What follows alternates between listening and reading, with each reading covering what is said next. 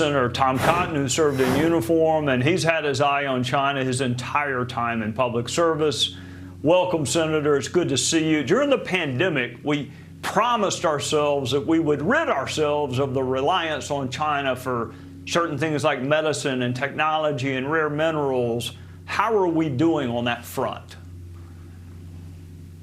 Well, Trey, unfortunately, we're not doing so well. The Biden administration continues to erect regulatory burdens and hurdles and obstacles to doing things like making basic pharmaceuticals in this country, or semiconductor chips, or other critical goods, whether they're low-tech or whether they're high-tech, but things that are essential to our safety and our health and our prosperity. I know the Biden administration loves to throw out taxpayer cash, but on balance, those subsidies have really not done the job. But that's because their far left refuses to lower some of these regulatory burdens that companies face in bringing business back to the United States. And in fact, you see it on the new Democratic ticket, Kamala Harris and Tim Walz, that Kamala Harris has chosen someone who's had a long-standing financial relationship with the Chinese Communist Party going back 35 years. He studied in China, he taught in China, he took students to China. He sometimes did that at the expense of the Chinese government, which is to say Chinese Communist Party. This is exactly the classic kind of pattern of cultivation of local elected officials or teachers or civic leaders in hopes that one day they'll go soft on China and spread that influence. And that's unfortunately what he did when he was in the House of Representatives. I worry very much about what Tim Walz will be advocating for if he becomes the vice president.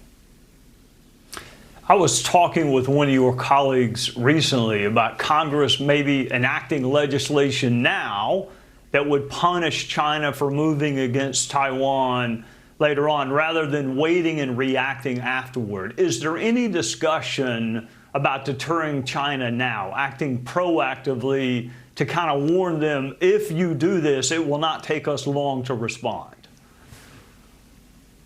Well, Trey, maybe not on that specific question, but Speaker Mike Johnson just put a number of bills to a vote in the House that passed the House that would confront China in various ways, confronting it, for instance, on the intellectual property theft you talked about at the outset, protecting American safety through the Biosecure Act, which would protect genetic data, making sure that Chinese drones aren't being used in our communications infrastructure, cutting off tax credits to Chinese-made electric vehicles or vehicles that are made with components. Now, of course, a lot of Democrats oppose those things, like Alyssa Slotkin, running for Senate in Michigan, opposed the cutoff of tax credits for Chinese or for EVs made with Chinese parts. Shouldn't be surprised, because she championed a Chinese electric vehicle battery plant in Michigan, just like Gretchen Whitmer. What we need more than anything to deter a conflict over Taiwan, which is probably the hottest flashpoint in the world, is a strong military. Unfortunately, Kamala Harris and Joe Biden for 4 years have submitted defense budgets that would cut the military in real dollars. The second thing we need is a strong president, a president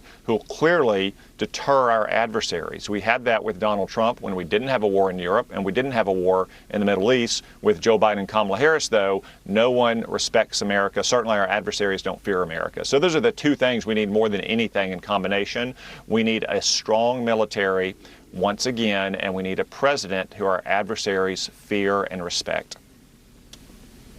If you were the Secretary of Defense, and I think you would make quite a fine one, how do you assess the current state of our readiness? It sounds like you think a lot of things need to change to get ready for a potential conflict with China if you were Secretary of Defense, hypothetically.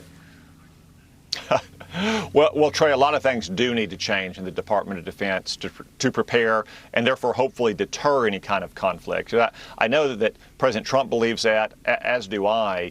The next 4 years, we need no new wars. We need the time to rebuild our military and put it on the footing to be prepared to fight and win, and therefore avoid any future war. So just a few examples. We need a lot more focus on the kinds of weapons and resources that would be necessary for a primarily air and maritime battle in the Western Pacific.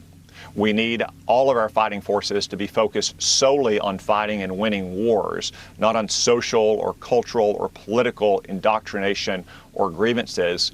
And we need to refocus a lot of the Department of Defense's procurement practices to get it moving faster, to produce the kind of basic things that we know we're going to need no matter where we might face a conflict, like munitions and shells and so forth, and also to get it to buy the kinds of things that are cutting edge, that don't have to come from the traditional defense prime contractors that a lot of cutting edge startups are producing, but don't have a history of getting success with the Department of Defense. So those are just a few things that our military and our leadership at the Department of Defense needs to do over the next 4 years to prevent a war in the Western Pacific over Taiwan.